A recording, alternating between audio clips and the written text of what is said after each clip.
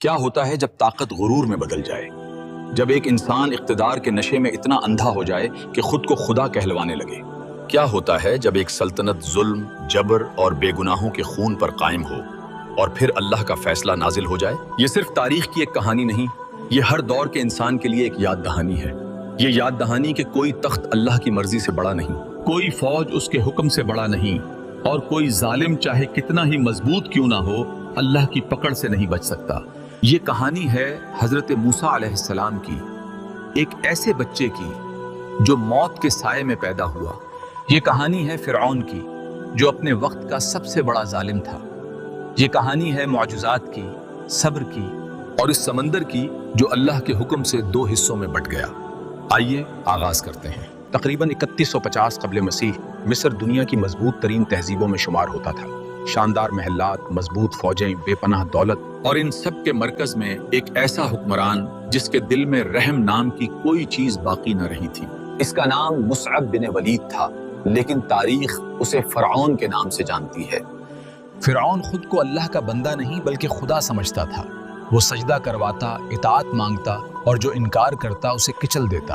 اس کے ظلم کا سب سے بڑا نشانہ تھے بنی اسرائیل، جو غلام بنا دیے گئے، ذلیل کیے گئے اور سخت ترین مشقتوں میں جھونک دیے گئے۔ ان کی آہیں آسمان تک پہنچنے لگیں، مگر فرعون سمجھتا تھا کہ اس کی حکومت ہمیشہ رہے گی۔ وقت گزرتا گیا، لوگوں میں چہمگوئیاں شروع ہو گئیں کہ بنی اسرائیل میں ایک بچہ پیدا ہوگا جو فرعون کی سلطنت کو ختم کر دے گا۔ فرعون نے ان باتوں کا مذاق اڑایا، اسے یہ کمزور غلاموں کے خواب لگے، مگر اللہ نے چاہا کہ فرعون خود اپنی آنکھوں سے سچ دیکھے، وہ خواب جس نے بادشاہ کو ہلا دیا۔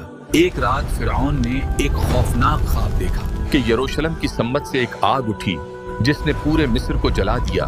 محلات، گھر، عبادت گاہیں، سب کچھ راکھ ہو گیا، لیکن بنی اسرائیل کے گھروں کو آگ نے چھوا تک نہیں۔ فرعون خوفزدہ ہو کر جاگ اٹھا، اس کا دل زور زور سے دھڑک رہا تھا۔ اس نے فوراً جادوگروں کو بلایا۔ انہوں نے کہا، بنی اسرائیل میں ایک لڑکا پیدا ہوگا جس کے ذریعے تمہاری حکومت تباہ ہو جائے گی۔ یہ سن کر فرعون کا خوف وحشت میں بدل گیا۔ فرعون نے تاریخ کا سب سے ظالمانہ حکم جاری کیا۔ ایک سخت فرمان نافذ کیا گیا۔ سرکاری دستے بستیوں میں نظر آنے لگے، گھروں کے دروازے کھلے، ماؤں کے چہروں پر گہری سنجیدگی اور تشویش نمایاں ہو گئی۔ ننھی زندگیاں خاندانوں سے الگ ہوئیں، مصر سوگ کا شہر بن گیا۔ مگر اسی تاریکی میں اللہ کا منصوبہ پروان چڑھ رہا تھا۔ کچھ سال بعد ایک مشیر نے فرعون کو خبردار کیا، بنی اسرائیل کے بوڑھے مر رہے ہیں، اگر سب لڑکے قتل ہوتے رہے تو کام کرنے والا کوئی نہیں بچے گا۔ فرعون نے نئی پالیسی بنائی، 1 سال لڑکوں کو قتل کیا جائے گا، دوسرے سال چھوڑ دیا جائے گا۔ جس سال بچے چھوڑے گئے اسی سال حضرت ہارونہ پیدا ہوئے، اور جس سال قتل کا حکم تھا اسی سال حضرت موسیٰ پیدا ہوئے۔ حضرت موسیٰ کی ماں ہر لمحہ خوف میں رہتی تھی، ہر لمحہ غیر یقینی کیفیت چھائی ہوئی تھی۔ انہی لمحوں میں اللہ نے ان کے دل میں ایک اطمینان بخش رہنمائی عطا فرمائی۔ اسے دودھ پلاتی رہو، اور جب ڈر محسوس کرو تو اسے دریا میں ڈال دینا۔ نہ ڈرو، نہ غم کرو، ہم اسے تمہاری طرف لوٹائیں گے اور اسے رسول بنائیں گے۔ ایک ماں کے لیے اپنے بچے کو پانی کے حوالے کرنا کتنا بڑا امتحان تھا، مگر انہوں نے اللہ پر بھروسہ کیا۔ ٹوکری دریائے نیل میں بہتی ہوئی سیدھی فرعون کے محل کے پاس جا لگی۔ محل کی خادمہ اسے فرعون کی بیوی کے پاس لے گئی۔ جیسے ہی اس نے بچے کو دیکھا، اللہ نے اس کے دل میں حضرت موسیٰ کی محبت ڈال دی۔ وہ اولاد سے محروم تھی۔ اس نے فرعون سے کہا، اسے قتل نہ کرو، یہ میری آنکھوں کی ٹھنڈک ہو سکتا ہے۔ فرعون مان گیا۔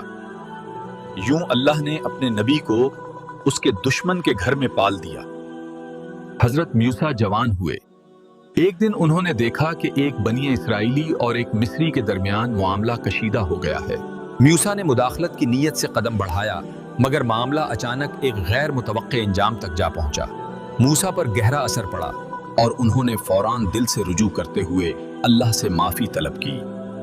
اے میرے رب، میں نے اپنے نفس پر ظلم کیا، مجھے معاف فرما دے، اور اللہ نے معاف فرما دیا۔ جب بات فرعون تک پہنچی تو قتل کا فیصلہ ہو گیا۔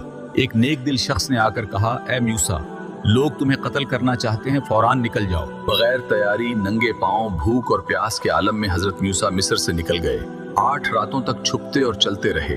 منزل تھی مدین پہنچ کر ایک درخت کے سائے میں بیٹھے۔ 2 لڑکیاں اپنی بکریوں کو پانی پلا رہی تھیں۔ मगर कुएं पर रखा पत्थर वो हटा नहीं पा रही थी। हजरत मूसा ने अपनी भूख भुलाकर अकेले ही पत्थर हटा दिया। ये नेकी उनकी जिंदगी बदलने वाली थी। उन लड़कियों के बूढ़े वालिद हजरत मूसा को घर ले आए। उन्होंने निकाह की पेशकश की और 8 साल खिदमत की शर्त रखी।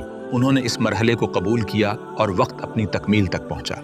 ये अरसा खामोश मुशाहिदे, तदब्बुर और फितरी रहनुमाई का दौर रहा। वापसी के सफर के दौरान हजरत मूसा ने कोहे तौर की सिमत एक रोशन मंजर महसूस किया। ये वो लम्हा था जब एक चरवाहे की जिंदगी खत्म हुई और एक नबी की जिंदगी का आगाज हुआ। अल्लाह ने फरमाया कि फिरऔन और उसके सरदार हद से गुजर चुके हैं, अब हक का पैगाम उन तक पहुंचाना लाजिम है। हजरत मूसा ने अपनी कमजोरी बयान की और दुआ की कि उनके भाई हजरत हारूना को उनका मददगार बनाया जाए। अल्लाह ने दुआ कबूल फरमाई। यूं 2 भाई एक पैगाम लेकर एक यकीन के साथ फिरऔन के दरबार की तरफ रवाना हुए। वही दरबार जहां कभी मूसा एक बच्चे की तरह खेला करते थे, आज वहीं वो अल्लाह के रसूल बनकर खड़े थे। हजरत मूसा ने फिरऔन को नरमी, वक़ार और हक के साथ मुखातिब किया, अल्लाह की वहदानियत की दावत दी और बनी इसराइल की आज़ादी का मुतालबा किया। मगर गरूर में डूबा हुआ फिरऔन इस पैगाम को सुन न सका। उसने इनकार किया, तमस्खर उड़ाया और कहा कि ये सब जादू है। फिरऔन ने अपने वक्त के सबसे बड़े जादूगरों को जमा किया ताकि हक को झूठ साबित किया जा सके। एक अजीम मुकाबले का ऐलान हुआ। जादूगरों ने अपनी रस्सियां और लाठियां जमीन पर डाली और वो आंखों का धोखा बनकर सांपों की तरह हरकत करने लगी। फिर हजरत मूसा को हुक्म हुआ।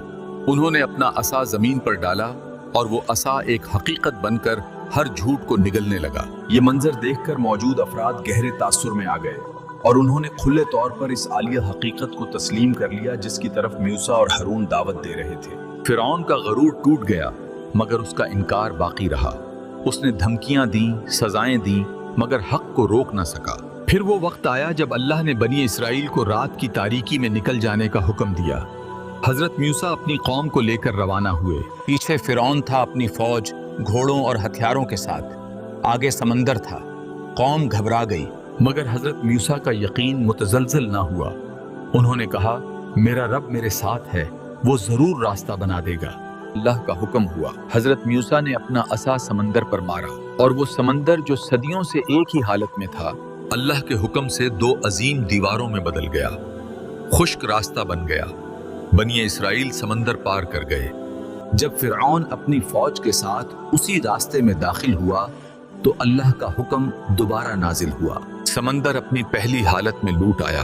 फिरऔन, उसकी फौज, उसका गरूर सब पानी में दफन हो गए।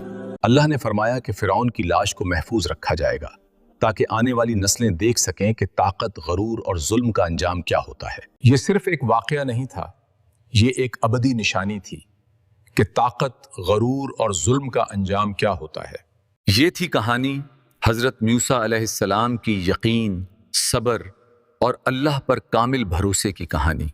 कमेंट में ज़रूर बताइए कि अगला किस्सा किस नबी अलैहिस्सलाम का सुनना चाहते हैं। हमें अपनी दुआओं में याद रखिए। अल्लाह हाफिज़।